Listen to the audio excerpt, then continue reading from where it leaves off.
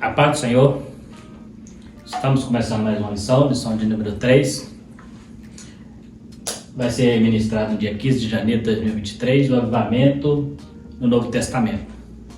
Nós estaremos discutindo essa lição, porém, ao estudar a lição, a gente percebe que o comentarista ele trabalhou mais com uma visão panorâmica, né, do Novo Testamento. Então, assim, ao estudar, a gente percebeu que não falou muito de avivamento, mas sim de uma visão panorâmica dos evangelhos, né? E mexendo em toda a Bíblia, trazendo ali a cada livro, né, a cada sessão, um comentário. Então, o que eu vou estar fazendo? Eu vou estar trabalhando exatamente da mesma maneira que está ali na nossa lição, trabalhando a questão dos evangelhos, depois o livro de Atos, as epístolas paulinas, as epístolas gerais e o livro de Apocalipse. Então, nós estamos agora entrando na terceira lição desse trimestre, a lição de adulto. E o nosso texto áureo diz: Jesus respondeu e disse-lhe: se tu conheceres o dom de Deus, e quem é que te diz, dá-me de beber, tu lhe pedirias, e ele te daria água viva. Essa é uma passagem que Jesus falou para a mulher samaritana, junto ao poço de Jacó, muito conhecida, em João 4, capítulo 4, versículo 10. A verdade prática: a palavra de Deus revela raízes de um verdadeiro avivamento espiritual, que perpassa a história. Então, esta é a verdade prática da lição. O fato de nós estar estudando uma visão panorâmica é porque o Evangelho, quando ele surge, né, na igreja, no início lá, no ministério de Jesus, né, logo após o ministério, ali começa a ser escrito a história, né, através dos seus apóstolos, é uma nova escritura que aparece, já tinha escritura hebraica, então ela veio trazendo uma nova visão de reino, né? Então é um novo avivamento no sentido de palavra de Deus, que estaremos estudando inclusive em lições posteriores sobre o avivamento pela palavra. E a palavra que nós estaremos trabalhando nesse contexto é exatamente o Novo Testamento, que estava em desenvolvimento naquele período, no primeiro século. Nesta lição estaremos vendo um panorama do Novo Testamento dentro de suas divisões para efeito de estudo. Na verdade, estaremos vendo o início de uma nova mensagem, que depois de anunciada aos judeus, é também levada aos gentios, trazendo sobre ambos uma nova visão de reino e com o coroamento do revestimento do Espírito Santo, que inclusive já estudamos sobre o derramamento ali em Atos 2, e depois estaremos estudando também ali no livro de Atos, né, na sequência do livro de Atos, mais à frente estaremos estudando também sobre, vendo mais algum mover do Espírito, né, ali algumas pessoas, algumas casas recebendo o batismo com o Espírito Santo. Mas a princípio estaremos fazendo só uma visão mesmo panorâmica. Inclusive é importante a gente ressaltar que às vezes a gente, quando está estudando, a gente acha assim, para que eu preciso saber? Né? Muitas vezes existem pessoas que ao estudar o Novo Testamento e a fazer comparações, eles se embaraçam em alguns textos que aparentemente parecem contraditórios. Então é importante nós estudarmos uma visão panorâmica para entender por que um evangelho fala uma coisa, o outro evangelho fala outra. Parece que há contradição, né, entre cartas paulinas. Então é importante ter uma visão panorâmica para entender qual é o contexto geral, ou seja, uma visão geral do que cada escritor traz, né? Então é isso que vamos estar estudando aqui. O Evangelho de João, nós começamos por ele, né? O comentarista da lição começa pelo Evangelho de João. Ele não é sinótico. O que é sinótico? Sinótico é aqueles que têm uma mesma visão, uma visão conjunta, né? Contudo, faz parte do Evangelho.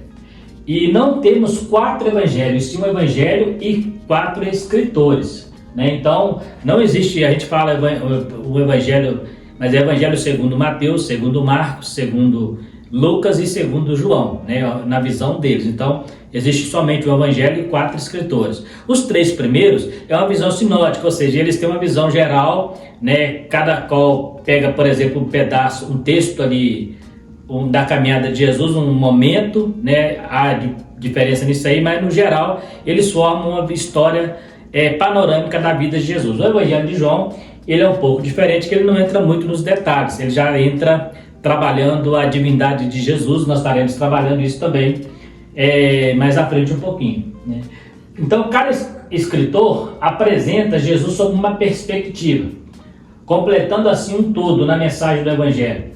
Neles temos algumas representações de Jesus de acordo com o público-alvo: rei, servo, filho do homem e filho de Deus. É lógico que isso é uma visão interpretativa, né? Quando você está lendo o texto, está lendo lá o livro, dá para você perceber nas entrelinhas qual é o público que está sendo alcançado, que está sendo dirigido, e também como Jesus aparece nesses evangelhos, né? Porque quando eu falo que Jesus é rei, servo, filho do homem e filho de Deus, isso tudo isso tudo está nele, são adjetivos de Jesus, né? Porém, cada um trabalha numa perspectiva.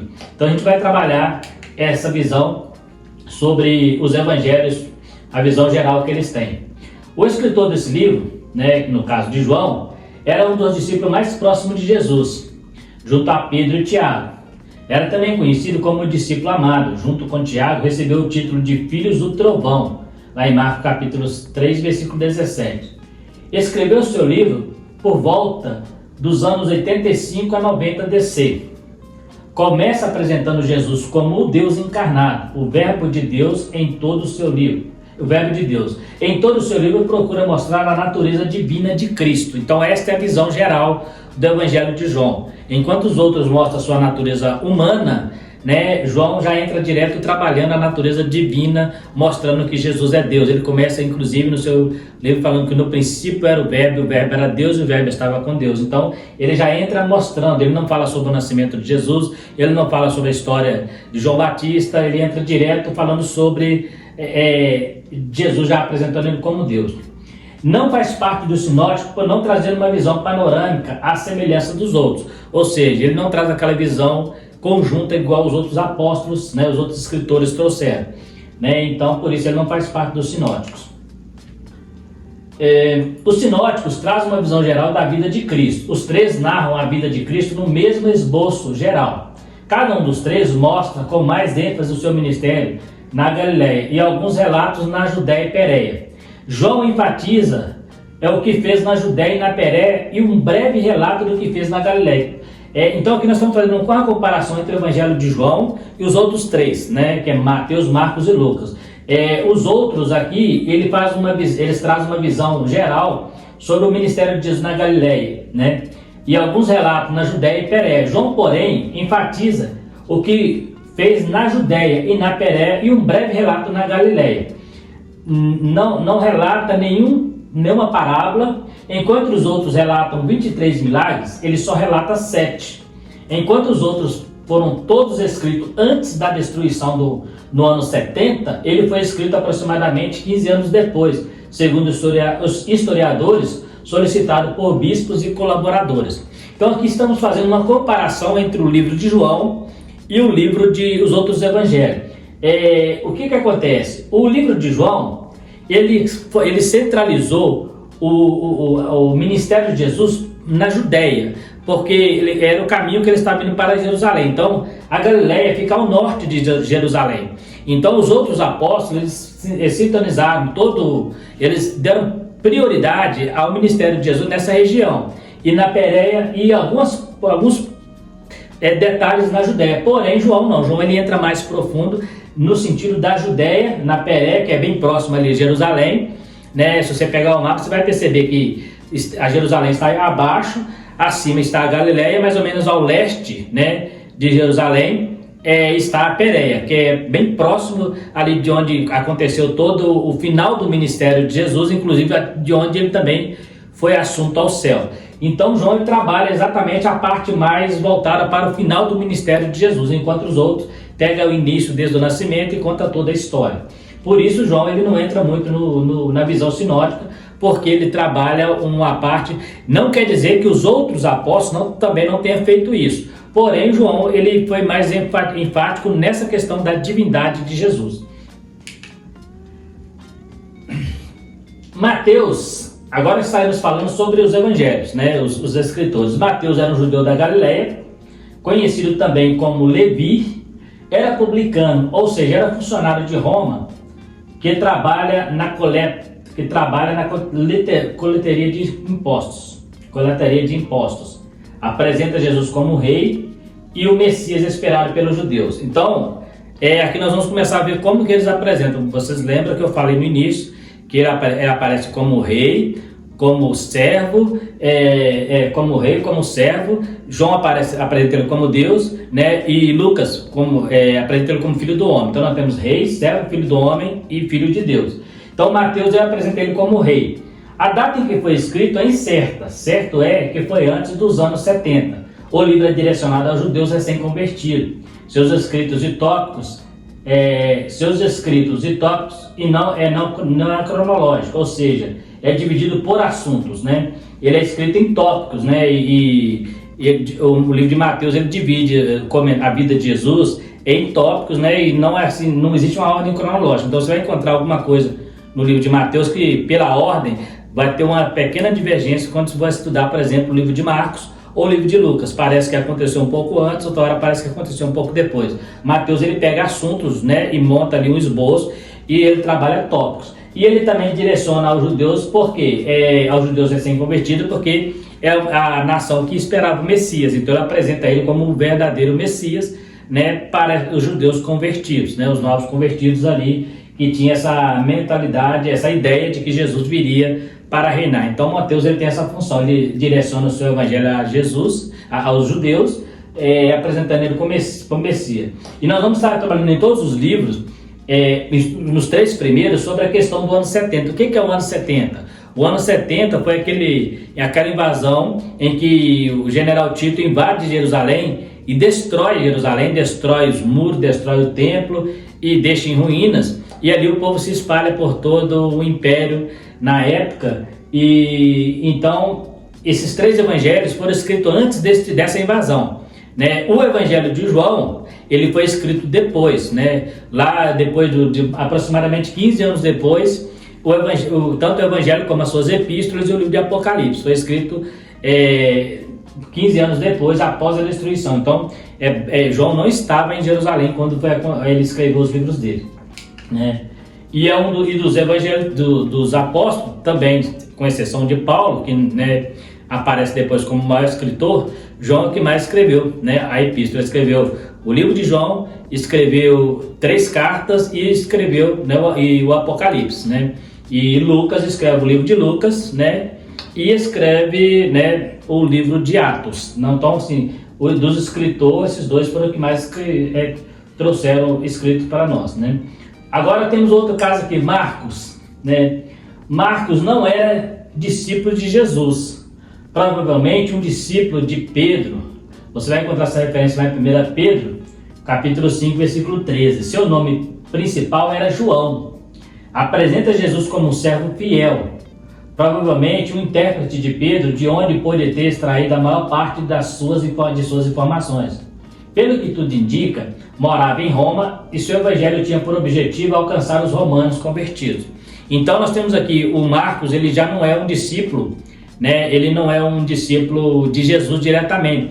Ele alguns acreditam que ele foi um discípulo de Pedro, se converteu através da pregação de Pedro. Pedro chama ele de filho, né? E ele tinha um nome, né, chamado João Marcos. Esse João Marcos é o mesmo discípulo que saiu na primeira viagem missionária e depois ele desentendeu, abandonou Paulo, e mais à frente Paulo até não aceita que ele vá com ele na segunda viagem. Mas no final do ministério de Paulo, Paulo fala com ele: traga-me também a Marcos, que me é útil para o ministério. Mas para a missão, Paulo a princípio rejeitou, porque ele abandonou, né, a caminhada, né? Então ele tinha um nome de João, né? O evangelho de Marcos então é João Marcos. Não se sabe ao certo por quê ele não utilizou esse nome ao escrever o livro, né? Talvez seja para não confundir com o evangelho de João, mas o nome dele era João Marcos. Então ele apresenta Jesus como servo, né? E a ideia do seu livro é alcançar os romanos, né? Novos convertidos, né? Os que aceitaram a Cristo. Então nós temos o primeiro, Mateus, Messias e judeus. Aqui nós temos ele mostrando como um servo e os romanos. Agora estaremos indo para o evangelho de Lucas. O evangelho de Lucas era conhecido como médico amado, ele também não era discípulo de Jesus, provavelmente um discípulo de Paulo, era grego e apresenta Jesus como filho do homem. Enquanto João apresenta a divindade de Jesus, Lucas apresenta a humanidade. Seu evangelho foi direcionado aos gentios, principalmente aos gregos. Então nós temos aqui, cada um direcionou seu evangelho para uma certa classe de pessoas. O Lucas provavelmente aos gentios e principalmente aos gregos, até porque ele era dessa nacionalidade. Ele tinha nacionalidade judia, né, por mãe judia, mas o pai era grego. E ele provavelmente um discípulo de Paulo, né, que Paulo você lendo o livro de Atos, você percebe isso, ele aparece lá em Atos. Então ele se converteu provavelmente no ministério do apóstolo Paulo, e ele leva o seu evangelho trazendo Jesus como filho do homem. Então, enquanto João mostra a divindade de Jesus, o João é o que mais mostra a humanidade de Jesus, né? Então, quando você pega agora os 4 evangelhos, você vai encontrar o evangelho sendo direcionado, né, ao povo da época, que são judeus, romanos e gentios, que incluía os gregos, né? Então, os 3 grupos de pessoas mais importantes da época, os livros foram direcionados a eles. Aí você pergunta, tá, mas e o livro de João? Foi direcionado a quem? O livro de João, segundo os comentaristas, foi direcionado a todos, assim como as suas epístolas gerais. O livro de João, ele é universal. Por quê? Porque ele apresenta Jesus como Deus, então ele é direcionado a todos, não só a judeus, como o grego, o romano e a todos os gentios, né? Então ele foi direcionado mais no sentido universal, não houve uma direção assim, uma nacionalidade, dizer assim, nação tal, né? É lógico que isso é para efeito de estudo, não quer dizer que o livro de Mateus não foi lido, né, para os romanos, não foi lido para os gregos, não, na verdade não é isso. O alvo foi alcançar a princípio esse pessoal. É igual Cristo quando veio à Terra, né? Quando veio à Terra, o alvo principal era alcançar os judeus, depois alcançar os gentios. Então é só o direcionamento do livro. Prova disso que nós estudamos o livro até hoje, né? Há mais de 2000 anos estamos aí estudando esses livros aí, que é a nossa manual de fé, né? Aí eu fiz aqui um cronograma para a gente memorizar, né? Então você vai lá, Mateus, rei aos judeus. Mateus escreve, mostra ele como rei, que Messias, né? E direcionado aos judeus. O Marcos mostra ele como um servo fiel, um servo, né, obediente, e é direcionado aos romanos. Lucas, ele mostra Jesus como homem e direcionado aos gregos, né? E João, mostra ele como Deus e é universal, porque alcança todos os grupos acima aí, né? Exatamente pelo fato de não ser sinótico, então cada um direciona a uma classe de pessoas, ele direciona a todas as classes e apresenta Jesus como Deus, que é superior a rei, superior a servo, superior a homem. Então o Evangelho de João traz nessa visão aí. Agora, saindo dos evangelhos, nós entramos agora no livro de Atos. O livro de Atos é um dos livros que nos traz muita informação, né, sobre a igreja primitiva, porque nós temos informação no ministério de Jesus. Mesmo assim, a infância de Jesus não aparece, Jesus aparece depois dos 30 anos, né? Só aparece aos 12 anos, depois só nos 30. Mas o livro de Atos ele é de suma importância, por quê? Porque ele traz a história da igreja primitiva, né? O livro de Atos começa com a ascensão de Jesus e a descida do Espírito Santo. Logo em seguida destaca-se o início da perseguição, espalhando a igreja por todo o Império Romano. Nós sabemos que essa perseguição é aquela que o apóstolo Paulo encabeçou algumas delas, né, que perseguiu os cristãos no início lá. Vemos um grande despertamento na igreja através dos apóstolos e grandes milagres levando multidões a se converterem.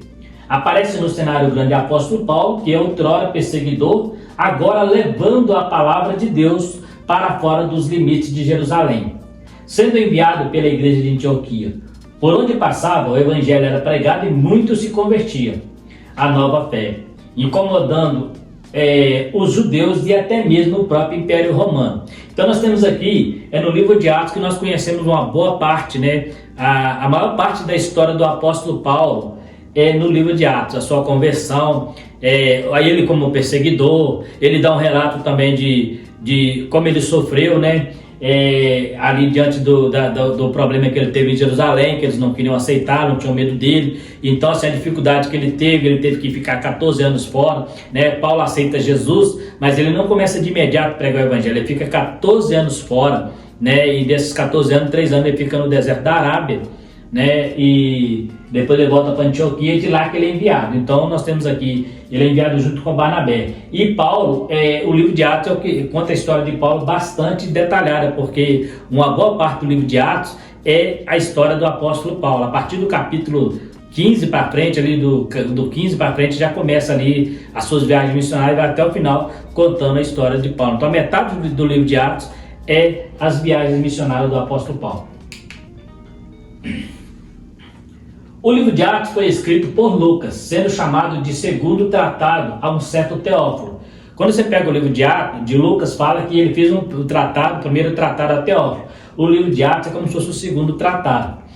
É o primeiro relato fidedigno da história da igreja em seus primeiros passos.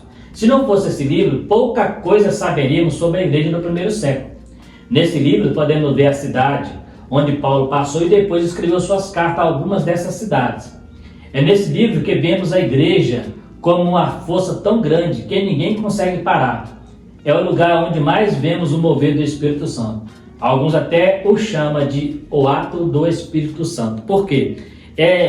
Depois do Pentecostes, inclusive, já é derramado no capítulo 2 de Atos. E dali para frente, a gente vê um grande mover de milagres, né, de libertação, de curas, né, prisões sendo abertas, o Espírito Santo sendo derramado. Nós encontramos no capítulo 10, né, sobre a casa de Cornélio, depois no capítulo 19 sobre os varões de Éfeso, né? Então, assim, é o lugar onde mais aparece o mover do Espírito Santo, é no livro de Atos. E se não fosse esse livro, nós não saberíamos muita coisa da igreja primitiva, ficaríamos só mesmo com os pais da igreja, lá do início do segundo século, que alguns eram contemporâneos dos apóstolos, mas através do livro de Atos nós temos relatos do primeiro século, né, quando a igreja quando Jerusalém não tinha sido nem invadida pelo Império Romano. Então é um livro extremamente importante para entendermos não só a história do grande apóstolo, né, mas também da própria igreja, os seus primeiros passos, as perseguições, onde começou a surgir as doutrinas, né, as dificuldades, né, que surgiu nesse período, né. O apóstolo Paulo foi um grande doutrinador, né, da igreja. A maior parte do compêndio doutrinário que temos hoje é graças ao apóstolo Paulo. Temos alguns apóstolos, como Pedro também trouxe alguma coisa, né, Judas e João, mas a maior parte do nosso compêndio doutrinário que nós cremos hoje é do apóstolo Paulo, porque ele foi o que mais escreveu. Um terço do Novo Testamento é escritos dele, né? A descida do Espírito Santo. O livro de Atos marca a alavancada da igreja depois do derramamento prometido por Cristo. Vemos como o Espírito Santo atua até na vida dos gentios, acabei de citar agora, coisas que a princípio foi estranho aos judeus, que achavam ser privilégio só deles. Nesse livro vemos também a mudança de Pedro, que antes do Espírito Santo era impossível e agora um homem corajoso e cheio de fé, assim como os outros que demonstram sua fé, até enfrentando o martírio, como esteve em Tiago, né, e Tiago. Então, nós encontramos aqui, a partir do derramamento do Espírito, uma igreja mais corajosa. Observe que quando Cristo morre e é colocado no sepulcro, os discípulos estavam com medo, estavam dentro de casa, se esconderam, né? Eles não tiveram coragem nem de acompanhar Jesus. Pedro acompanhou de longe, né? Segundo o que a Bíblia diz, o único que estava próximo de Jesus o tempo todo era João, né? Não o Marcos, o João mesmo, João do Evangelho. Mas Pedro ficou de longe e os outros se esconderam. Então, mas a partir do derramamento do Espírito Santo, estes homens que agora tinham medo de poucos soldados, agora estavam encarando o Império Romano de peito aberto, porque agora eles tinham poder, né, a autoridade do Espírito Santo, foram revestidos para fazer a obra do Senhor. Então, no livro de Atos, mostra como essa igreja, uma igreja pequena, uma igreja minguada, agora começa a se expandir. Em apenas 2 sermões que Pedro prega, quase 5.000 almas se juntam a este corpo de pessoas. Então, eles eram 120 no Atos, né, no capítulo 2, ali 3.000 e depois acrescenta para quase 5.000 almas que se convertem através de 2 sermões apenas. Então, ver como o poder de Deus nessa igreja, nesse período, era grande. Samaria também, Filipe fez um grande trabalho lá, se convertendo muita gente, inclusive mágicos, né? E depois nós temos o Estevão, que foi que escreveu um dos maiores sermões do livro de Atos, contando ali, sendo apedrejado depois, né? Trazendo ali todo um relato desde Abraão até aqueles dias, né? Com muita ousadia a ponto de irritar os judeus. Então a gente vê ali como o Espírito Santo trabalhou nessa igreja fortemente no livro de Atos, né? Nós temos essa visão muito bem clara sobre o derramamento do Espírito Santo nesse período. Agora vamos para os avivamentos nas epístolas e no Apocalipse. Eu vou voltar a ressaltar aqui que os títulos, né? O avivamento, para mim ficou um pouco meio deslocado, porque nós estamos fazendo um panorama, né? O livro de Atos ainda caberia, mas nos outros livros é mais panorama mesmo, né? Temos na Epístola de Paulo o maior compêndio doutrinário da igreja. Paulo, ao longo de suas viagens missionárias, enfrentou muitos problemas de ordem doutrinária, o que serviu de base para doutrinar a igreja local, mas também para a igreja em todas as épocas. Paulo foi o maior doutrinador que a igreja conheceu. Suas cartas tratam de praticamente todos os assuntos doutrinários para a igreja. Quase um terço do Novo Testamento é composto por suas cartas. A cada dificuldade em determinada igreja nasce uma carta apologética e instrutiva. Então nós temos aqui, eu gosto muito de dizer isso, né? Às vezes algumas pessoas até assustam quando eu falo que Jesus ele não foi ele que doutrinou a igreja. Jesus todo o seu ministério foi exercido dentro de uma cultura hebraica, dentro de uma cultura judaica. Ele trouxe muitos ensinamentos, mas era voltado para os judeus, né? Então ele trabalhou muito dentro ali do contexto ali de Jerusalém, nós falamos aqui da Galileia, da Pérea, né, até mesmo da Judéia, mas sempre em volta dos judeus, né, apesar dele muitas vezes ter encontrado gentios, mas ele chegou até a dizer, né, foi enviado as ovelhas perdidas à casa de Israel. Então o contexto de Jesus ainda não era dentro da igreja.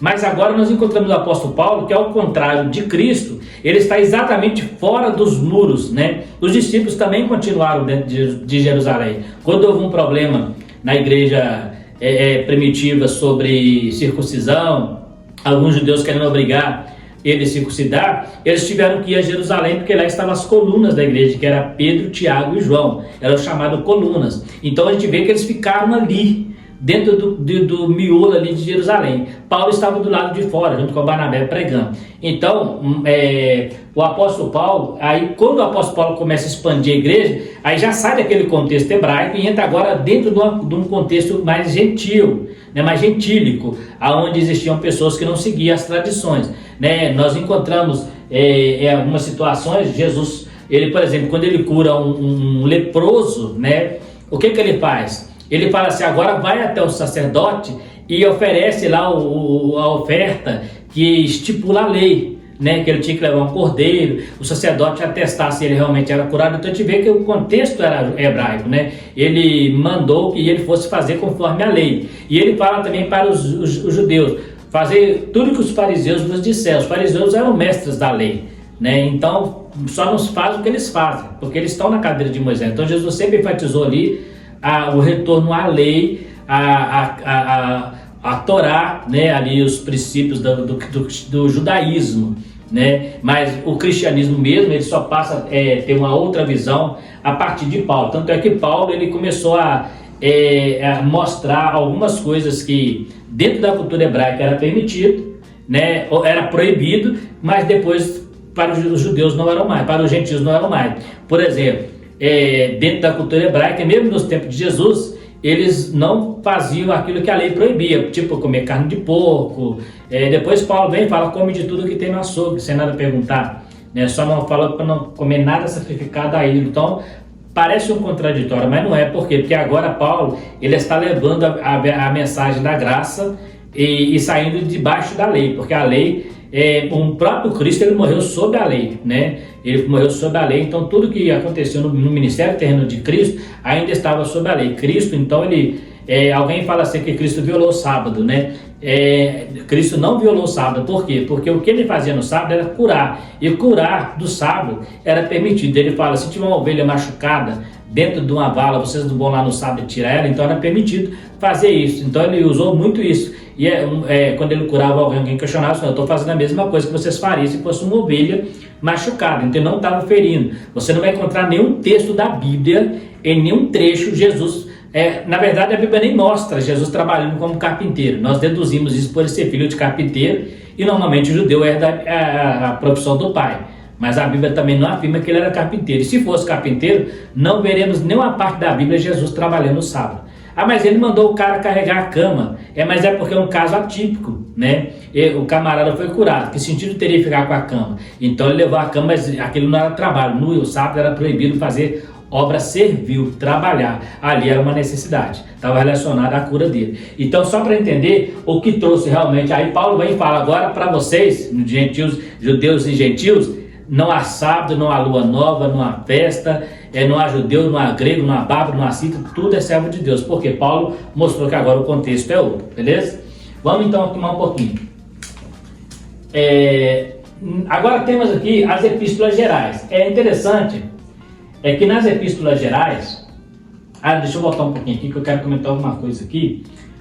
Outra coisa importante, que o apóstolo Paulo, provando que existia um problema entre alguma mentalidade, né, ainda sobre alguns apóstolos, que Paulo, ele repreende Pedro, quando Pedro estava comendo com judeus e gentios. Paulo chegou com a comitiva de judeus conservador, Pedro ele se afasta, junto com, se eu não me engano, Barnabé, né, ele se afasta, e Paulo chama ele de dissimulado. Por que vocês comem com a gentil, agora chegando nós, vocês afastam dele? Então a gente vê que eles estavam dentro ainda, bem enraizados com o judaizante. Paulo inclusive escreve uma carta, né, aos Gálatas, para combater cristãos que queriam obrigar cristãos a seguir a lei, né? Então a gente vai encontrar muito isso.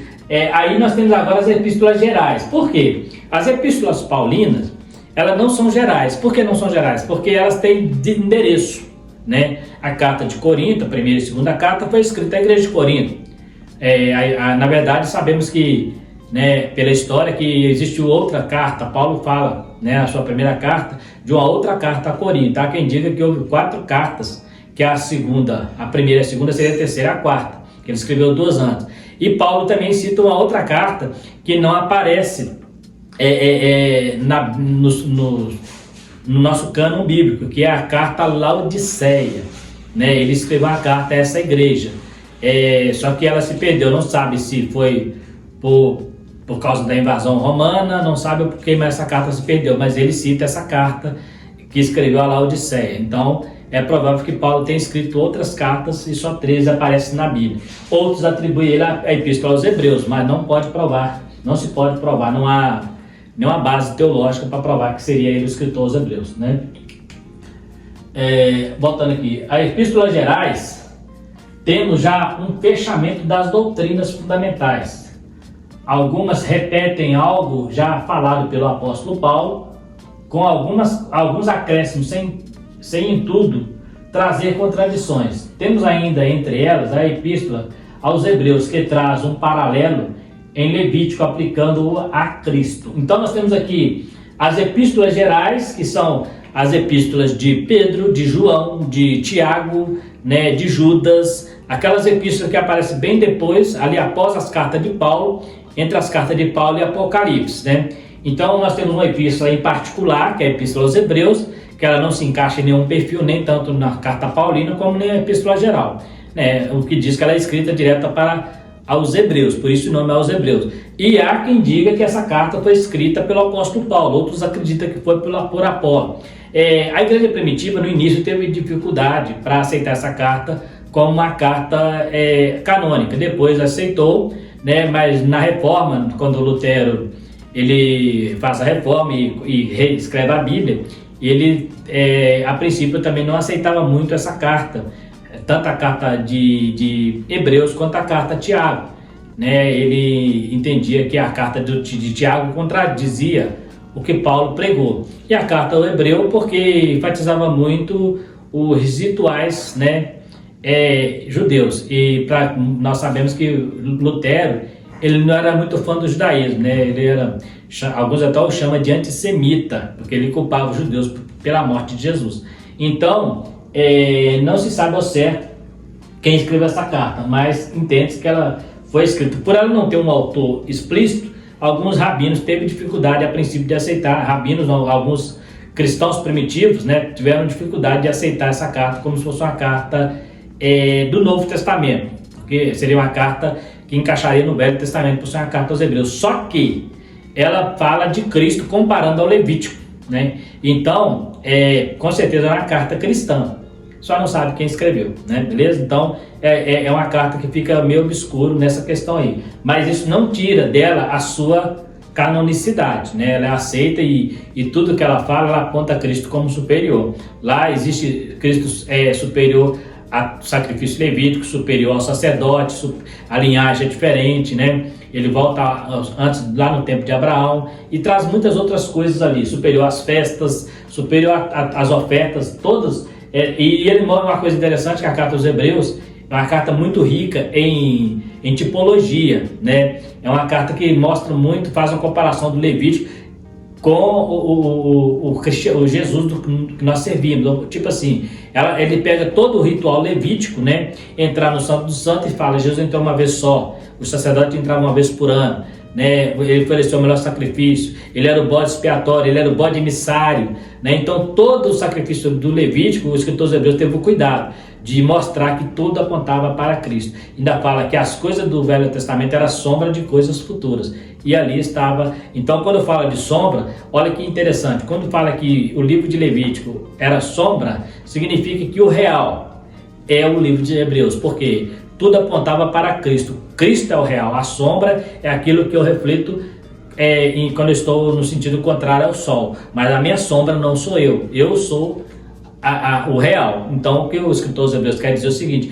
que tudo que fez lá no Velho Testamento, no Levítico, apontava para o real, que seria Cristo, né? Então, nós temos aí a Epístola Geral, ela traz algumas doutrinas. Pedro fala da volta de Jesus, né? Igual Paulo fala em Tessalonicenses, né? Traz outras visões. Judas fala sobre o julgamento, o juízo final, né? Fala até sobre o abismo, concordando um pouco com João sobre o Apocalipse. Existem muitas doutrinas, né? Tem uma carta em específica, que é a carta a Onésimo, né? Que Paulo escreve, que, né, eu queria ressaltar ela das Epístolas Gerais, que ela faz parte da Epístola Paulina, mas é uma carta direcionada a uma pessoa, né? Então, agora as Gerais não, ela dirige a todo mundo. Na verdade, voltando aqui um pouquinho, as cartas de Paulo, nós temos cartas direcionadas a pessoas, 2 cartas a Timóteo, né, e a carta a Onésimo, são direcionadas a essas pessoas, né? Mas elas têm muita doutrina no sentido e a carta a Tito, né? São 4 cartas que ele direciona, 3 são chamadas cartas pastorais, né? E a outra é a carta a Onésimo, que é uma carta que ele faz na prisão. Aí nós temos aqui as Epístolas Gerais, nessa que entra Tiago, Pedro, né? Judas e João, né? A primeira carta, a segunda carta de Pedro, a Epístola de Judas, Tiago, e a primeira, terceira carta, primeira, segunda e terceira carta de João. E ainda tem a Apocalíptica, que é a carta que fala do final, né, do fim dos tempos. Apocalipse é um livro singular, escrito pelo mesmo autor das epístolas, de 1ª, 2ª e 3ª João, e Evangelho de João. É interessante que esse livro começa exortando algumas das igrejas da Ásia, trazendo algumas promessas e um alerta à voz do Espírito Santo. Essa carta, inclusive, é direcionada a essas igrejas em particular. Traz uma advertência ao fim de todas as coisas, concordando com as profecias do mesmo gênero no Antigo Testamento. Mostra o estado final da igreja, Israel e os ímpios. Então, olha que interessante. A carta de João, o Apocalipse, né, melhor dizendo, que é uma revelação que ele teve na ilha de Patmos, ela trabalha, ela atinge os 3 grupos de pessoas: a igreja, Israel e os gentios, ou os ímpios, né? Então, no Apocalipse existem 3 divisões, né? Só que a igreja, no início aparece a igreja, né? As 7 igrejas da Ásia. A partir do capítulo 4, entra a era dos ímpios, dos gentios, e junto com elas os judeus, porque ali nós temos o arrebatamento. Eu coloquei aqui para a gente ter uma noção mais ou menos, só para ter uma explicação. Nós temos 4 cavaleiros que aparecem, né, no Apocalipse, né? Que quando você começa a estudar Apocalipse, toda a profecia de Apocalipse estava voltada para esses cavaleiros aqui. Então nós temos o primeiro cavalo, que é o cavalo branco, que é chamado falsa paz. Este primeiro cavalo, ele aparece no início da grande tribulação, a igreja já não vai estar mais, né? Então quando você pega do capítulo 1 ao 3, o 4, a igreja aparece. A igreja da Ásia, 7 igrejas da Ásia, inclusive igrejas que Paulo passou por elas. E algumas delas vieram se desviar da doutrina, né? Uma delas, inclusive, a Laodiceia, que chegou o Espírito Santo, Jesus não está nem mais dentro dela, fala que está a porta batendo.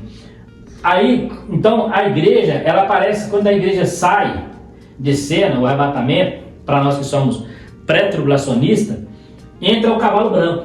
O cavalo branco é aqueles 3 anos e meio de falsa paz, né, da grande tribulação. Nós estudamos na lição anterior, no trimestre anterior. Aí entra o cavalo amarelo, né, o vermelho, né, o preto e o amarelo, né. Aí cada um deles aqui, ó, eles trazem uma visão. Por exemplo, esse aqui é a falsa paz, esse aqui é a guerra, este aqui é a peste e a fome, esse aqui é a morte. Então, ou seja, é uma sequência de flagelos que vai acontecer em Apocalipse, simbolizado por esse cavalo. Aí quando eles aparecem esse cavalo, logo em seguida aí entra as trombetas, né? O livro de Apocalipse é dividido também em tópicos, né? Aí entra 7 selos. No primeiro selo, os 4 primeiros selos aparecem esses cavalos. Se você pegar Apocalipse lá, primeiro selo, segundo selo, terceiro selo, quarto selo, aí vai quinto, sexto e sétimo. Aí no 7º selo abre as trombetas. Na 7ª trombeta abre as taças, né?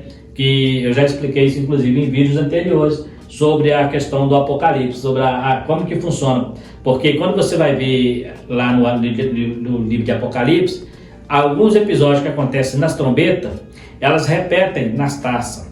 Como que eu entendo isso? Na trombeta é o início do flagelo, nas taças é o final do flagelo, ou seja, então nas trombetas começa, nas taças se fecha. Por isso que existem taças da ira e trombetas de Deus, né? Então é só para ter uma noção que seria mais ou menos isso aqui. Mas não é o assunto nosso assunto aqui não é escatologia. É só para ter noção que esse livro, ele traz também um despertamento, porque quando você começa a estudar esse livro, você começa a entender que a igreja não vai viver eternamente aqui na terra, não somos eternos aqui, e que existe um final, e nós temos que estar atentos para não perder, né, a oportunidade de estar com Cristo quando essas coisas acontecerem, porque será muito terrível, será para o mundo, não vai ser fácil não. Então é complicado esse período, um período de grande tribulação, um período de muita angústia, e a igreja vai estar resguardada porque ela estará com Cristo das bodas do Cordeiro. Então por isso que é importante eu saber sobre isso aqui. Então, quando se fala de panorama, a gente pensa assim, mas por que eu preciso saber? Porque existem pessoas, existem teólogos, existem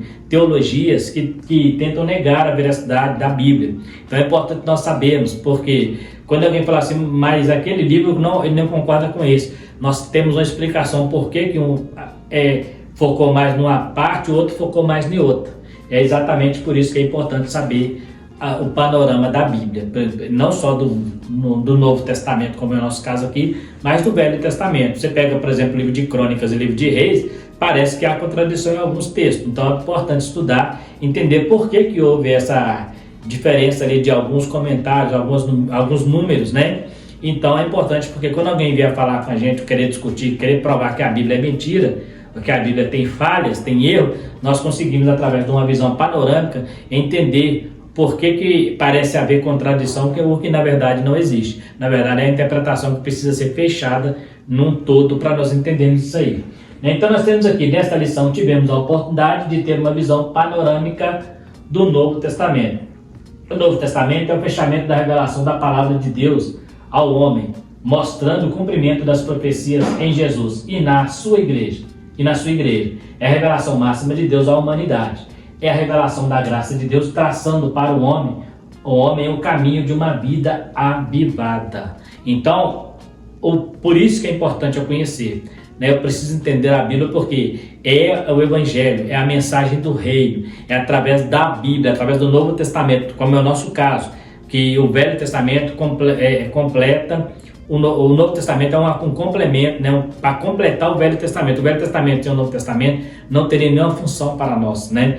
Então, o Novo Testamento, ele traz o cumprimento das profecias que foram faladas, que foram profetizada no Velho Testamento. Então ele é a prova viva de que Deus continuou falando com a humanidade. Nós sabemos que de Malaquias a Mateus, pelo menos 400 anos não houve nenhum escrito. Apareceu os apócrifos, né, e os pseudográficos, mas escritos mesmo não apareceu nenhum entre Malaquias e Mateus, aproximadamente 400 anos. Depois de 400 anos aparece o João Batista e aí logo em seguida Jesus, e aí aparece o Evangelho sendo pregado, e aí nós estudamos isso porque se tornou o nosso manual de cabeceira para que possamos entender qual é o propósito de Deus na nossa vida e qual o final de cada um daqueles que estão nessa terra, seja para o bem, seja para o mal. A Bíblia vai nos mostrar o final de cada um de nós. Então precisamos estar atentos para que esse avivamento esteja em nosso coração, para que nós possamos estar, quando a trombeta tocar para buscar a igreja, nós possamos estar com o coração avivado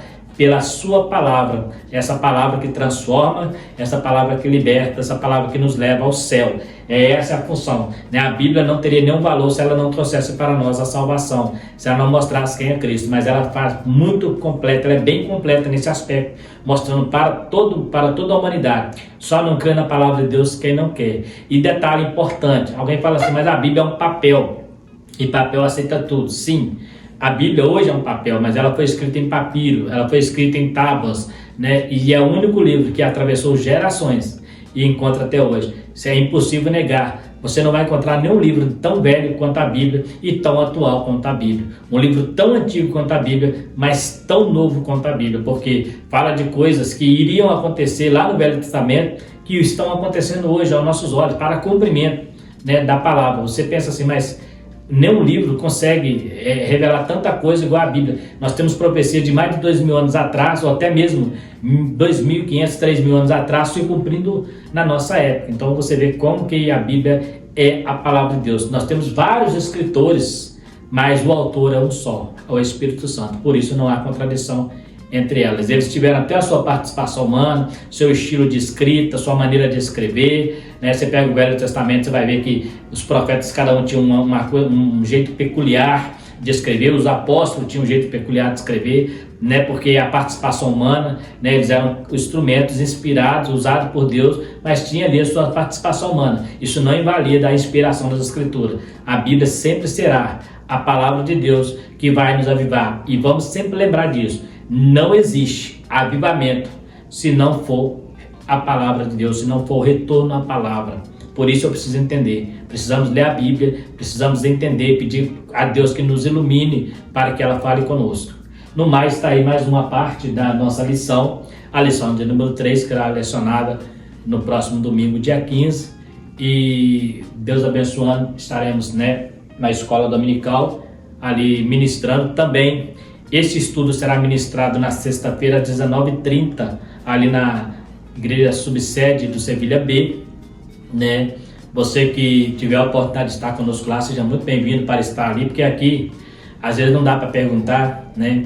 Não dá para você, talvez você não concorda com alguma coisa e fica sem jeito de falar nos comentários, né? Ou muitas vezes até não gostar mesmo de alguma coisa que a gente fala, aí lá no estudo nós temos a liberdade de estar participando, estar perguntando. Então você é nosso convidado a estar com a gente ali sexta-feira, né? Próxima sexta agora, dia 13, né? Domingo é 15, dia 13, às 7h30, 19h30, lá na subsede do Sevilha B, na rua Conselheiro Mata 166, ou conhecido também como Rua Assembleia de Deus. No mais, quero agradecer a todos vocês pela oportunidade de poder mais uma vez estar direcionando a vocês. E mais uma vez, como de costume, quero pedir a vocês que dê ali o seu like, né? Dá ali o seu joinha se você gostou. Se inscreva no canal, né? Você que tem visualizado aí as nossas aulas, se inscreva lá, né? E acione o sininho, porque você acionando o sininho vai aparecer lá para você assim, todas as notificações. Você clica lá, todas as notificações, aí todo vídeo que a gente lançar, você vai receber a notificação. Estou comentando também lição de jovens, essa é a lição da classe de adultos. Estou comentando a de jovem, que está falando sobre santificação, muito relacionado a esse assunto. Então você pode estar acompanhando. Queria pedir a você também, assista as lições anteriores, que são sequência dessa, dê o seu like também, assista ali tal, porque para você entender como que estamos trabalhando. Nós já estamos na terceira lição. Então assista ali e nos ajude na divulgação, divulga para alguém que você conheça, algum professor de escola dominical, né? Você pode divulgar para alunos da Escola Bíblica Dominical. E no mais, eu quero agradecer a todos vocês por este momento, por essa oportunidade. É um prazer estar com vocês e no mais, fique todo mundo com Deus. Até a próxima, se Deus quiser.